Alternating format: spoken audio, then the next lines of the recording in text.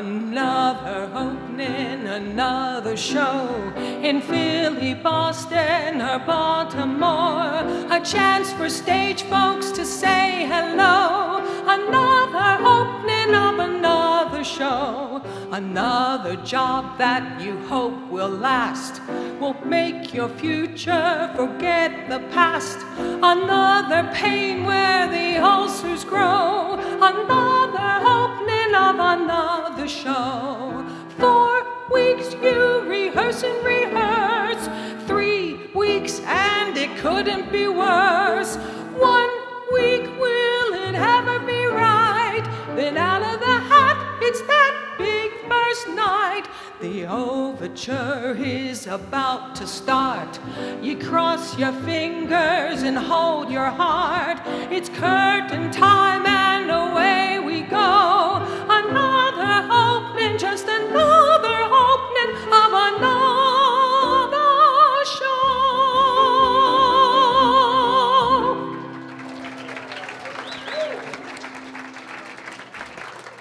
Wow, look at this crowd, guys. Uh-oh. I'm new at this, so if I make mistakes, it's okay. We, Tom, Glenn, Debbie, myself, Joannie, Paul, we are very excited to have you here, and we say welcome. Now, you may be wondering, Nancy Young, why are you standing up here doing this? So let me tell you how this all came about. As you know from your programs, tonight or this afternoon is a special tribute to David DeNoon, brother of our beloved Joannie Fix, and she's got lots of family with her right back here, which she'll tell you all about them later. You know, I had dinner with Joannie one evening, and she was real excited because her niece, Christine, had sent to her 2 notebooks full of songs written by David DeNoon. And she was saying, my brother wrote all these songs. And I said, well, who was your brother? And she said, David DeNoon. I said, David DeNoon? Well, who was David DeNoon? And she said, oh, he was wonderful. He would write plays and entertain me and my teenager friends, and he was just a great guy. And I thought, well, okay. Well, I put my research hat on, and I Googled, and I found I could find David DeNoon. I found a couple of David DeNoons, but I finally found the correct one. And I got real interested. And maybe some of you who have been here for a while remember that there was an article about David DeNoon in the Recorder. And after that article appeared, Joannie said, oh, I really want everybody to hear these songs. Now, this is a guy that wrote song after song after song after song after song. And you're going to hear, I think, 10 of them. And you may be among the first people to hear some of them. He was just never quite made it onto Broadway. Now, what you just heard was the only song that he didn't write. That you may have recognized. That was by Cole Porter. That's from Kiss Me, Kate in 1948. And that's where we're going to start. We're going to start telling you a story that will go through the decades, a story that involves love, a story that involves work, a story that involves home, a story that involves dreams. But I'm wondering, 1948, to sort of get us started, where were you in 1948? What were you doing in 1948?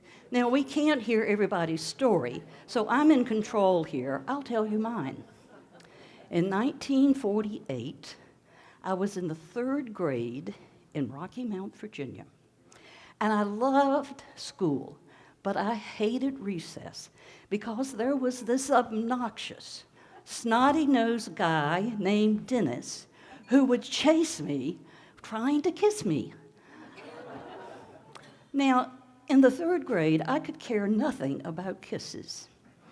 But, let's go 10 years, 12 years after that, I thought kisses were wonderful.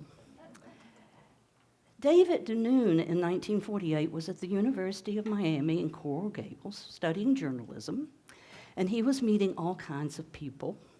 One person that he met was Jerry Herman. Does anybody recognize that name?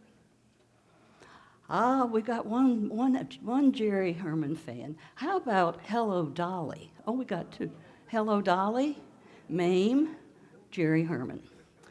So Jerry Herman and David DeNoon got together to write a song about, I assume, about David falling in love. And it's a wonderful, I think, concept. The title, as you can see in your program, is Raining Kisses. And I just love that idea of whether I'm inside or outside, particularly right now, just having raining kisses coming down on me.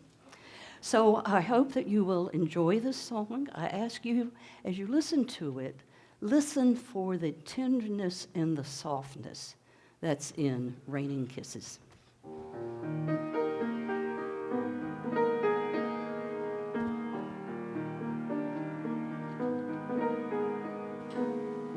Don't fret when the weather's wet,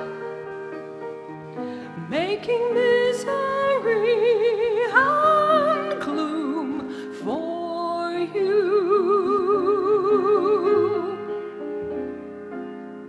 Don't bawl when the raindrops fall. Lady Luck is making room for you. You should be glad it's such a rainy day. You should be glad the skies above are gray. You should be glad there's rain on your window pane. Don't be sorry clouds have come your way. You should be glad the weather's under par. Be glad of raindrops anywhere you are. Don't hide beneath your umbrella. It's not the thing to do. It may be raining kisses just for you.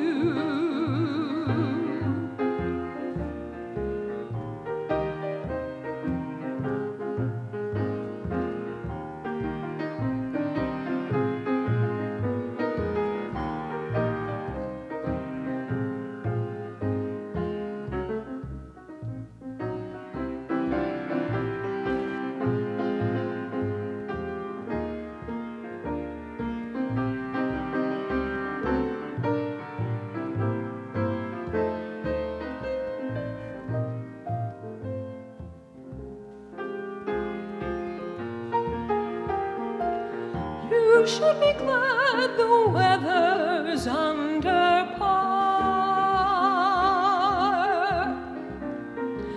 Be glad of raindrops anywhere you are. Don't hide beneath your umbrella. It's not the thing to do. It may be raining kisses.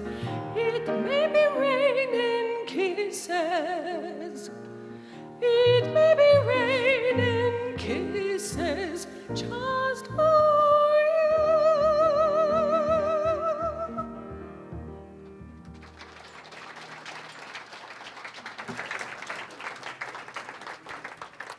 So David, and I'm calling David because I really feel like I know him.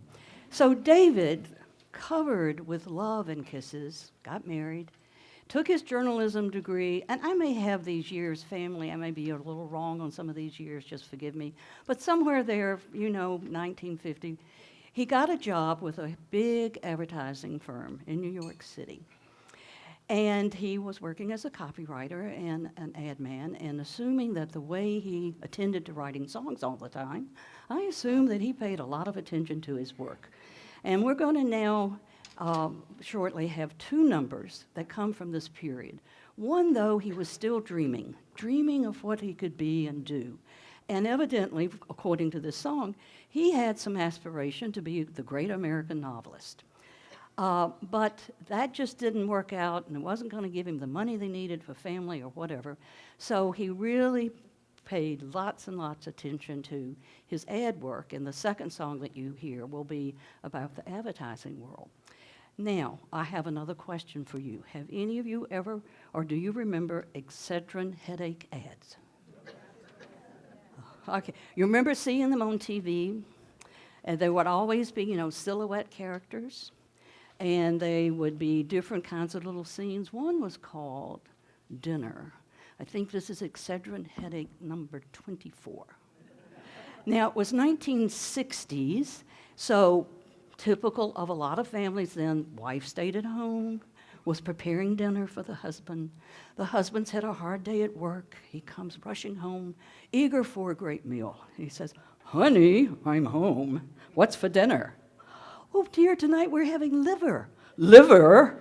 We've had liver for 3 straight nights." "But, honey, it's so good for you." "Negative. No more liver. I look in the mirror and all I see is liver." "But, honey, it's so good for you. You'll live longer." "I refuse. I'm going to risk my life. I'm not going to eat any more." "Honey, oh, I've got a headache." "Oh, it must be an Excedrin headache."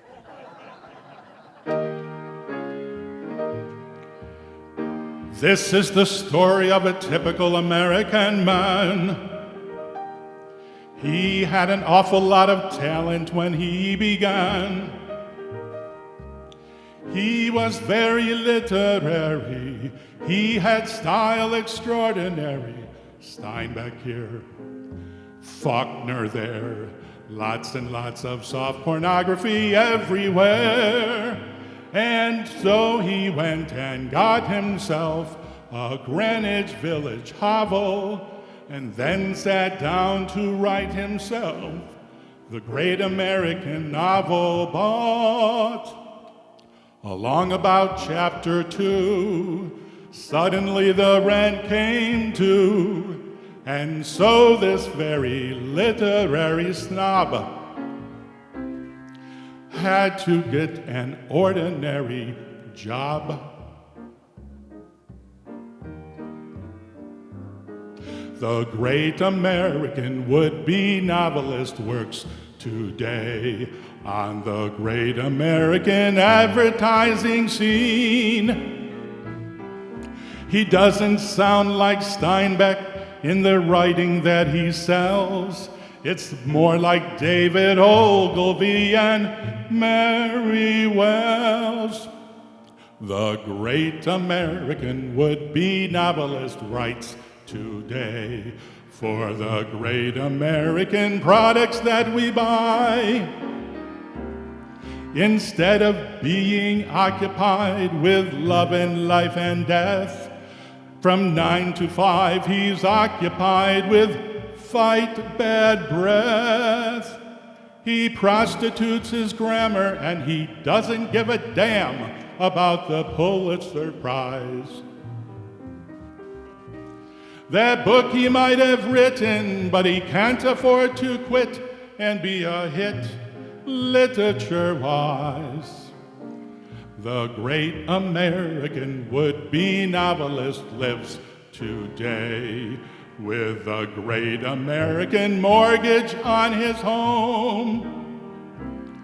He thinks about that novel on the attic on the shelf, then drinks a quart of bourbon by his own suburban self, then contemplates the honor he has had.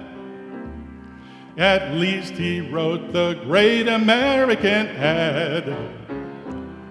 At least he wrote the great American ad.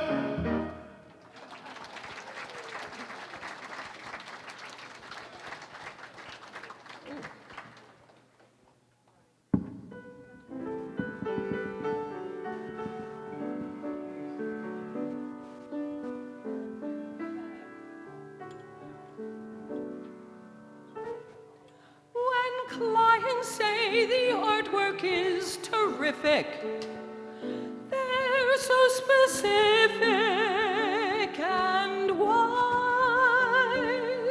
They summon all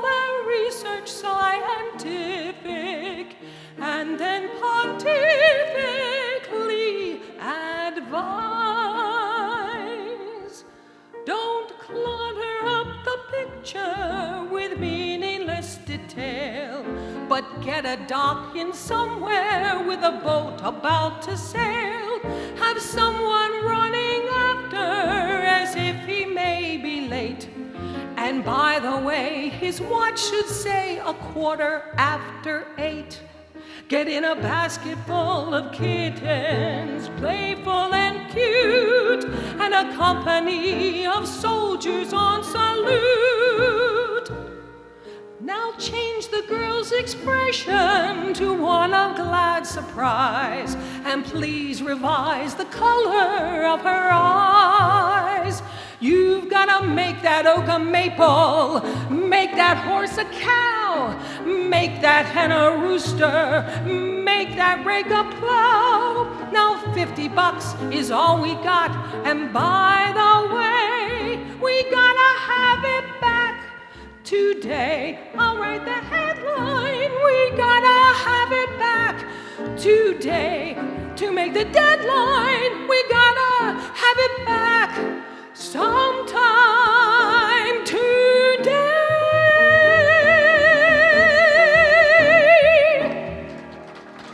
That's advertising for you. And speaking of advertising, I failed to tell you that David DeNoon won, I think it was 8 Clios. That's in advertising what Oscars are in the movies. So, you know, he wasn't getting on Broadway, but you know, he had an audience, and he had an audience at home. And my understanding is that he would play song after song, write song after song, and play song after song for the children who would gather around the piano and perhaps sing with him or what have you. In fact, he even made one song into a Christmas card. And I've just had a blank of where am I going? I know I want to ask you a question, another question. I'm going to take my time. That's what refreshing rest or whatever we have here. So how many people remember a song titled My Daddy is President? David DeNoon's daughter remembers it. I think that was the daughter that raised the hand. Is it? 1962, John F. Kennedy was in the White House, and he had with him his family. Caroline was maybe 4, somewhere around there. And David DeNoon got the idea of writing a song about the life of a 4-year-old in the White House. And he titled it, My Daddy is President. Clever, right? And you know what? It got recorded, and it made it to the Billboard chart. My memory is that it was like ranked 67 for at least 5 weeks. The recording was made, the singer was a 7-year-old girl whose name was Joanne Morris, and she went by Little Joanne. So now we will listen to My Daddy is President, and you know what? I think Debbie is a little bit older than 7.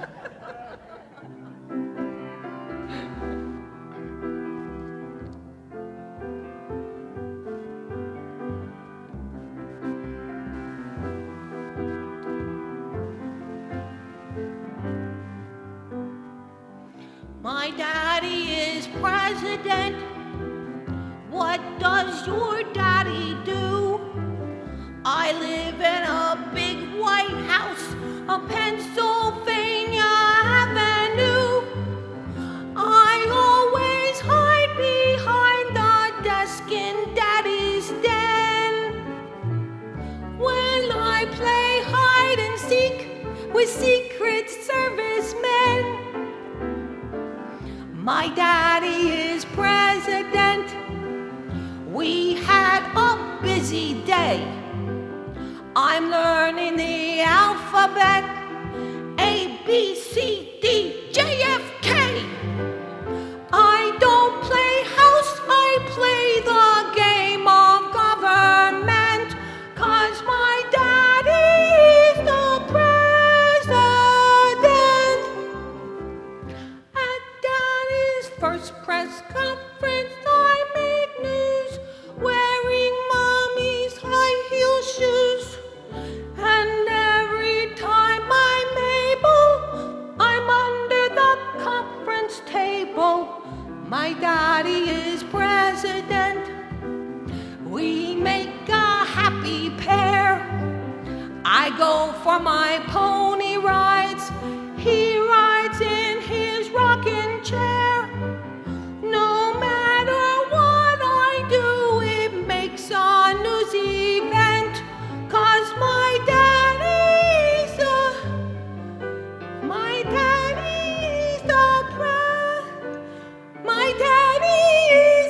president.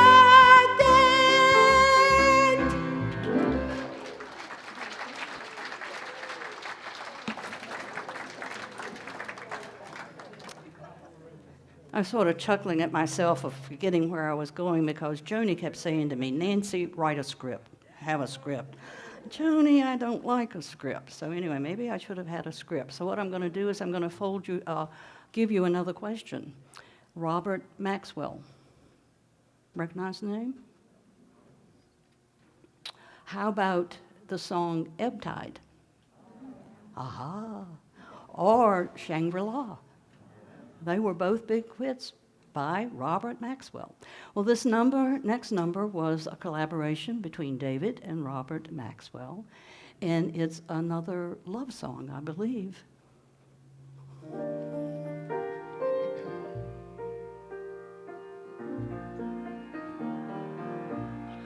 When you need sympathy, call your friends in for tea.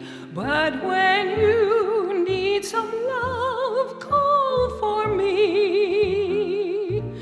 When you need bedside care, you can call for Kildare. But when you need some love, call for me. Call morning, noon, or night, and I'll come hold you tight. How right together we two could be. If it's love that you need, with results guaranteed, call for me, call for me, call for me.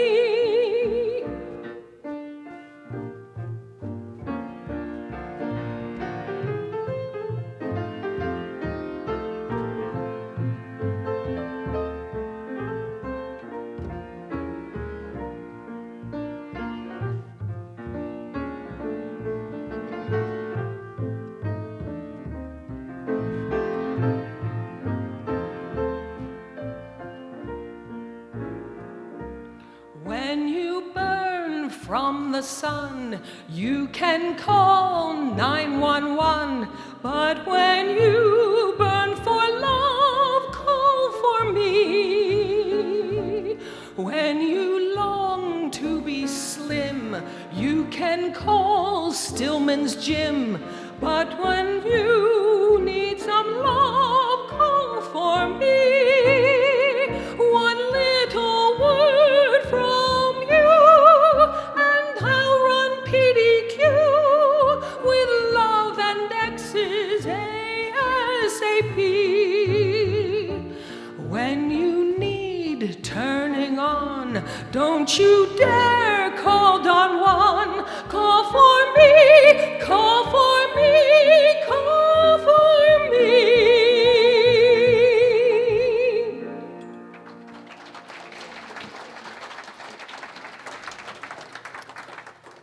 Now, I've been prodding myself in my question.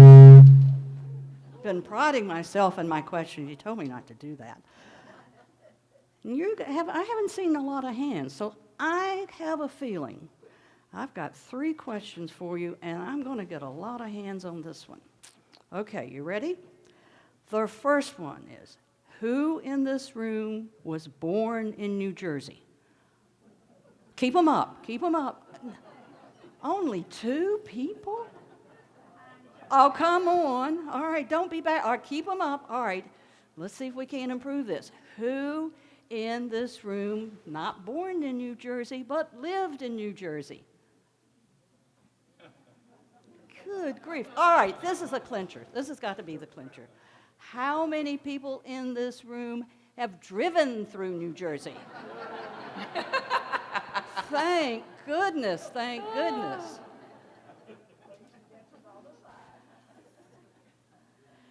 In this next song, you're going to find out that this very romantic David DeNoon also had a sense of humor.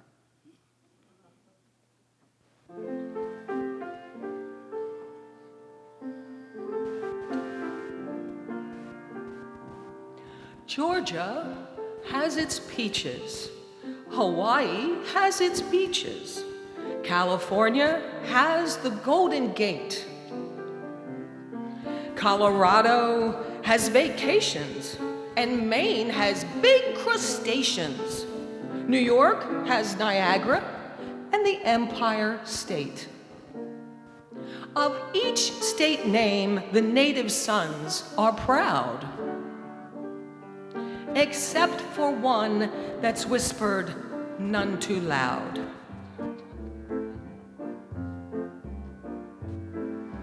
Don't badmouth New Jersey, it's not very nice to do. What did poor New Jersey ever do to you? Denigrate the Garden State and backlash you'll arouse. You can't deplore the Jersey Shore and all those Jersey cows. So don't put down New Jersey, we're due for fair review. When living rooms get factory fumes galore, each little slight we suffer gets tougher to ignore. So don't badmouth New Jersey anymore.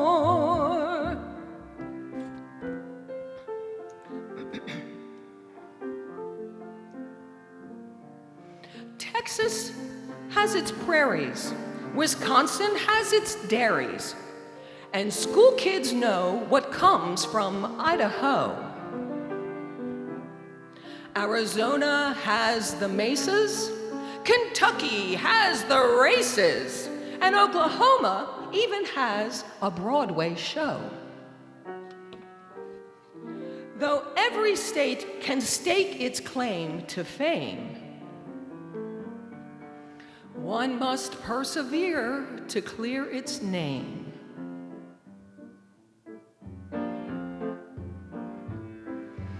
Don't malign New Jersey, to do so is not too nice. Some folks think New Jersey is a paradise. Try to bear the Jersey air, or else withhold your scorn. You can't denounce the Jersey bounce and all that Jersey corn. So don't defame New Jersey, the rumors are all untrue. We don't supply mosquitoes by the score. Unless you're ready, brother, to start another war. Don't badmouth New Jersey, show a little mercy, and don't badmouth New Jersey anymore.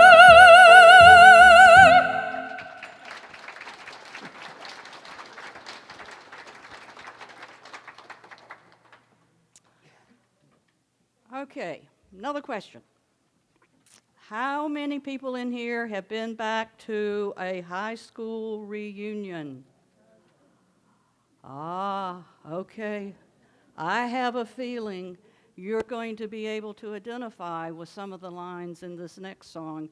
Wait a minute, I have to get my glasses. Nothing like having cataract surgery and still needing reading glasses. Because I want to read you some